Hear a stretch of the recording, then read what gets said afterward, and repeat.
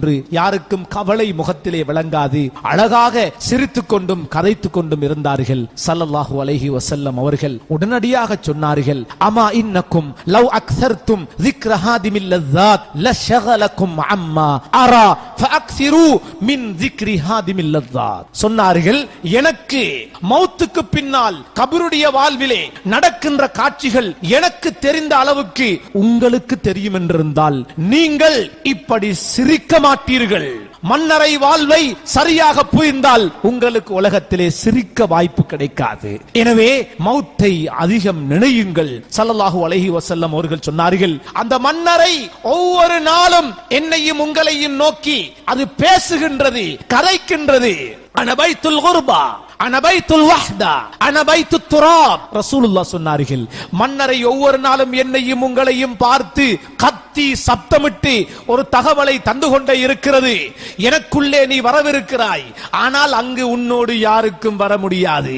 நீ தனித்துத்தான் வர வேண்டும், தனிமையில் தான் இருக்க வேண்டும்.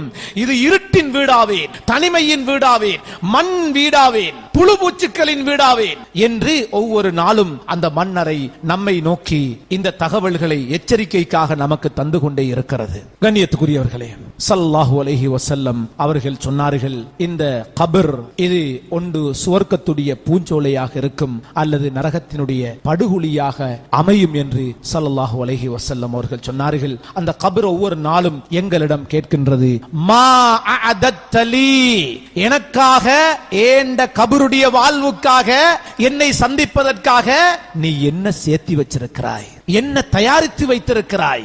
அன பைத்துல் குர்பா, நான் தனிமையின் வீடு, நீ தனித்து வந்து வாழவிருக்கும் வீடு, உன்னை சாப்பிடுகின்ற வீடு, புழு பூச்சுக்களின் வீடு, என்னை சந்திக்க நீ என்ன இதுவரை செய்து வைத்திருக்கிறாய் என்று ஒவ்வொரு நாளும் அந்த மன்னரை எம்மை பார்த்து சொல்லிக் கொண்டே இருப்பதாக ஸல்லல்லாஹு அலைஹி வஸல்லம் அவர்கள் சொன்னார்கள். உமர் இப்னு அப்துல் அசீஸ் ரஹ்மத்துல்லாஹி அலைஹி அவர்கள் ஒரு மன்னராக இருந்தார்கள், முஸ்லிம்களுடைய ஒரு அரசியல் தலைவராக இருந்தார்கள். அவர்களுடைய கபருடைய வாழ்வு சம்பந்தமாக பல தகவல்கள் பதியப்பட்டிருக்கிறது. கபரு ஒவ்வொரு நாளும் எம்மை நோக்கி சொல்லுகின்ற ஒரு 5 விடயங்கள் அந்த கபரு சொல்லுகின்றது. அன பைத்துல் வஹ்தா, நான் தனிமையின் வீடாவேன், என்னுடைய தனிமை உன்னால் தாங்க முடியாது. ஃபஜ்அல் லக முனிசன், எனவே உன்னோட கூட இருக்கிறதுக்கு ஒருத்தரை கூட்டிட்டு வா. அதுதான் கிராஅத்துல் குர்ஆனில் கரீம், அதிகமாக குர்ஆன் ஓது. என்னுடைய தனிமைக்கு அந்த குர்ஆன் உனக்கு துணையாக இருக்கும். அது சொல்லும், நீ பயப்படாதே, நீ தனியல்ல, குர்ஆன் நான் உன்னோடு இருக்கிறேன் என்று அந்த குர்ஆன் உனக்கு கபரிலே சொல்லும். அதே கபரு இன்னொரு தகவலை சொல்லுகின்றது. அன பைத்துல் ظுல்மா ஃபனவ்விர்னி பிஸலாத்தில் லைல், என்னுடைய கபரு, என்னுடைய வீடு அது இருள் நிறைந்த வீடு. அந்த இருள் உன்னால் தாங்க முடியாது, அதற்கு நீ லைட் கொண்டு வரணும், லைட் செட் கொண்டு வரணும். அது என்ன? அதுதான் சுபஹுக்கு முன்னால தஹஜ்ஜுதுல இருட்டுல எழும்பி நீ தொழுகின்ற தஹஜ்ஜுடைய தொழுகை இருள் நிறைந்த கபருக்கு அது பல்பாக மாறி உனக்கு பிரகாசம் தரும் என்று அந்த கபரே சொல்லுது. வேறொண்டையும் கொண்டு போய்த்து வெளிச்சம் எடுக்க இயலாது. மேலும் சொல்லுகின்றது, அன பைத்துத் துராப், நான் மண் வீடு. ஃபஹ்மிலில் ஃபிரா, எனவே அந்த மண்ணுக்கு மேல உன்னால் படுக்க முடியாது, தூங்க முடியாது. நீ விரிப்பை கொண்டு வா. அந்த விரிப்பு என்ன தெரியுமா? அல் அமலு சாலிஹ், நல்ல அமல்களை உலகத்துல செய்துக்கோ, அது உனக்கு விரிப்பாக அமையும். அதுக்கு மேல நீ நிம்மதியாக தூங்கலாம். மேலும் சொல்லுகின்றது, அன பைத்துல் அஃபாஇ, நான் பாம்புகளின் வீடு, பாம்புகளின் வீடு. உன்னை அடக்கியதோடு பாம்புகள் எனக்குள்ளே வர தொடங்கிவிடும். எனவே நீ அந்த பாம்புகளை விரட்டுகின்ற ஆயுதத்தை கொண்டு வா. அந்த ஆயுதம் தான் நீ அதிகமாக அல்லாஹ்வுடைய பெயரை சொல்லுவது, அவனை திக்ர் செய்வது, அல்லாஹ்வை அதிகமாக நினைவு கூறுங்கள். அது உங்களுக்கு அந்த கபருக்குள்ளே வருகின்ற பாம்புகளை விரட்டி அடிக்கின்ற ஆயுதமாக மாறும். மேலும் சொல்லுகின்றது, அன பைத்து சாயில் முன்கர் வ நக்கீர், என்னுடைய வீட்டுக்குள்ளே முன்கர் நக்கீர் அலைஹிமா மினல்லாஹி ஸலாம், பயங்கர தோற்றத்தை உடைய பயங்கரமான மலக்குமார்கள் வரவிருக்கிறார்கள். எனவே அதிகமாக உன்னுடைய வாழ்விலே கலிமா ஷஹாதா, அஷ்ஹது அல்லா இலாஹ இல்லல்லாஹ் வ அஷ்ஹது அன்ன முஹம்மதர் ரசூலுல்லாஹ், அதனை அதிகமாக சொல்லு, அதனுடைய அர்த்தத்தை விளங்கு, அல்லாஹுவை மதித்து வாழ், ரசூலுல்லாஹ் அவர்களுடைய கட்டளைகளை பேணி நட.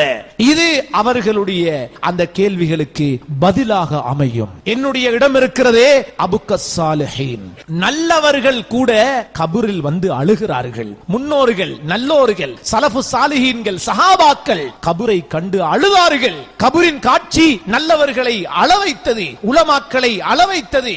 கண்ணியத்துக்குரியவர்களே, ஹஜ்ரத் உஸ்மான் ரலியல்லாஹு அவர்கள் மன்னரையை கண்டால் அழுவார்கள். ரசூலுல்லாஹ்விடத்தில் இருப்பீர்கள், நரகத்தை சொல்லுவார்கள், அழமாட்டீர்கள், சுவர்க்கத்தை சொல்லுவார்கள், அழமாட்டீர்கள். மன்னரைக்கு வந்தால் பார்த்து தேம்பி தேம்பி தாடி நனைகின்ற அளவுக்கு நீங்கள் அழுகின்றீர்களே என்று கேட்கப்பட்ட போது அவர்கள் சொன்னார்கள், இது சாதாரண இடமா? அவ்வலு மனாசிலில் ஆகிரா, கபருதான் ஆகிரத்துல நாங்க சந்திக்கவிருக்கின்ற பல ஸ்டெப்ஸ்ல முதலாவது ஸ்டெப்ஸ் கபரு. இங்க தப்பினா எல்லா இடத்திலையும் தப்புவோம், கபருல மாட்டினா எல்லா இடத்திலையும் மாட்டி நரகம் போயிடும். எனவேதான் ஒவ்வொரு மனிதனும் கபருடைய வாழ்விலே தன்னை பாதுகாத்துக் கொள்ள வேண்டும். ஹாரூன் ரஷீத் அவர்கள் மரண படுக்கையில் இருந்தார்கள். சொன்னார்கள், இப்படியே என்ற உடம்ப தூக்கிட்டு போயிட்டு என்னை அடக்கவிருக்கின்ற கபரை எனக்கு காட்டுங்கள். மரண படுக்கையில மையவாடியை கூட்டு போயிட்டு என்ன அடக்கவிருக்கின்ற என்ற கபரை காட்டுங்கன்னு சொன்னார். சுமந்து சென்றார்கள். அந்த கபரை பார்த்ததோடு அவர்கள் அழுது விட்டார்கள். பிறகு அவர்களுடைய நண்பர்களை பார்த்து சொன்னார்கள், மா அக்னா அன்னி மாலியா, என்னுடைய சொத்து, என்னுடைய பணம் என்ற சம்பாத்தியம் இங்க எனக்கு எந்த ஒரு உதவியும் செய்யாது. ஹலக அன்னி சுல்தானியா, நான் முஸ்லிம்களுடைய தலைவராக இருக்கின்றேன், ஆனால் அங்க தலைவர் கதை கதைக்கலாம், அந்த இடத்துல என்ற அமல் மட்டும்தான் என்னை பாதுகாக்கும் என்று சொல்லிவிட்டு வானத்தின் பக்கம் தலையை உயர்த்தி சொன்னார்கள், இப்பொழுது இருளாக இருக்கிறது, இன்னும் கொஞ்ச நேரத்தில் விடிஞ்சிதான் ஆகணும். இது போல நீங்கள் வாழுகின்றீர்கள், ஒரு நாள் இந்த வாழ்க்கை முடிந்து கபருக்கு நீங்கள் ஒவ்வொருவரும் சென்றுதான் ஆக வேண்டும் என்கின்ற தகவலை அவர்கள் உறுதியாக சொன்னார்கள். கண்ணியத்துக்குரியவர்களே, ஒரு ஜனாசாவை கபரிலே கொண்டு போய் வைத்து விட்டால் கிட்டத்தட்ட 25 வருஷங்களுக்குள்ளால வைக்கிற அந்த நாளையிலிருந்து 25 வருஷத்துக்குள்ளால அந்த ஜனாசாட உடம்பு 100க்கு 100 அழிந்து மண்ணோடு மண்ணாகி விடுகின்றது. மனிதன் மரணித்த 36 மணி நேரத்திலே மௌத்தாவி 36 மணி நேரத்தில் அவனுடைய உடம்புல ஈக்கள், கொசுக்கள் அப்படியே மொச்சி முட்டைகளை விடத் தொடங்குகின்றது. 60 மணி நேரம் ஆனதோடு அந்த முட்டைகள் அப்படியே பொரித்து அதிலே கிருமிகள் அந்த உடலில் இருந்து வெளியேற தொடங்கி விடுகின்றது. அந்த மண்ணறையிலே ஜனாசாவை கொண்டு போய் வைத்து ஃபர்ஸ்ட் நைட், கபரின் வாழ்விலே முதல் இரவு ஜனாசாவை கொண்டு போய் கபரிலே வைத்ததோடு அங்குள்ள அந்த உஷ்ணம், அந்த காற்று போக்கு தடைபட்ட அந்த நிலை, மண்ணுக்கு இரையான இவனுடைய வயிறும் இவனுடைய மறைவிடமும் முதலாவது பழுதடைய தொடங்குகின்றது. அதான் மனித உலகத்தில் நிறைய பாதுகாத்த கபர்ல முதல் இரவே வயிறும் மறைவிடமும் பழுதடைய ஆரம்பித்து விடுகின்றது. அது பழுதடைய ஆரம்பிக்கிறதோட முதல் நாளே அந்த ஜனாசாவுடைய உடம்புகள் பச்சை கலர் நிறத்திலே, பச்சை நிறத்திலே நிறம் அப்படியே ஏற்படுகின்றது. சில மணித்தியாலங்களுக்குள்ளே முழுமையாக இவனுடைய உடம்பு பச்சை நிறமாக மாறிவிடுகின்றது. இது ஒரு நாள்ல வயிறு அழுகி மறைவிடம் அழுகி உடம்பு பச்சை நிறமாக மாறிவிடுகின்றது. இரண்டாவது நாள் கபரிலே, இரண்டாவது நாள் இவனுடைய வயிற்றுக்கு உள்ளே இருக்கின்ற இவனுடைய ஈரல், இவனுடைய குடல் அனைத்தும் அங்கே பழுதடைய ஆரம்பிக்கின்றது. மூன்றாவது நாள் இவனுடைய அங்க அவயங்களில் இருந்து துர்வாடை வெளியேற தொடங்கி விடுகின்றது. அதே மூன்றாவது நாள் இந்த ஜனாசாவுடைய நகங்கள் கலண்டு விழத் தொடங்குகின்றது. நாலாவது நாளிலே கண்ணியத்துக்குரியவர்களே, உடம்பினுடைய அங்க அவயங்கள் அப்படியே அது இலகுவடைந்து பகுதி பகுதியாக பழுதடைய கலர தொடங்கி விடுகின்றது. ஐந்தாவது நாள் அவனுடைய தலையிலே இருக்கின்ற மூளை, அந்த மூளையை வைத்துத்தான் எத்தனை வருடங்கள் உலகத்தை ஆண்டான், உலகத்திலே வாழ்ந்தான், பல சாதனைகளை சாதித்தான். அஞ்சாவது நாள் இவன் தலையில் இருக்கிற மூளை அப்படியே கரைந்து தண்ணீராக மாறிவிடுகின்றது.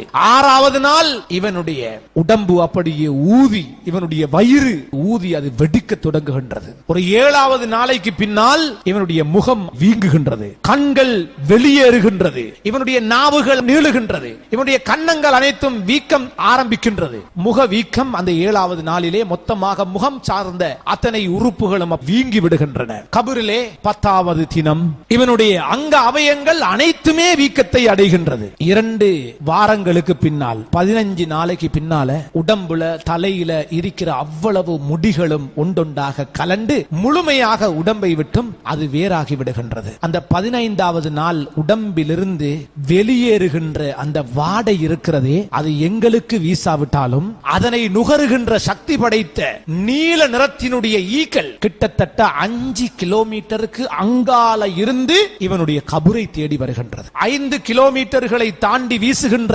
துர்வாடை 15வது நாளிலே இவனுடைய மண்ணறையை சுத்தி நிற்கின்றது. அது நீல நிற ஈக்கள்.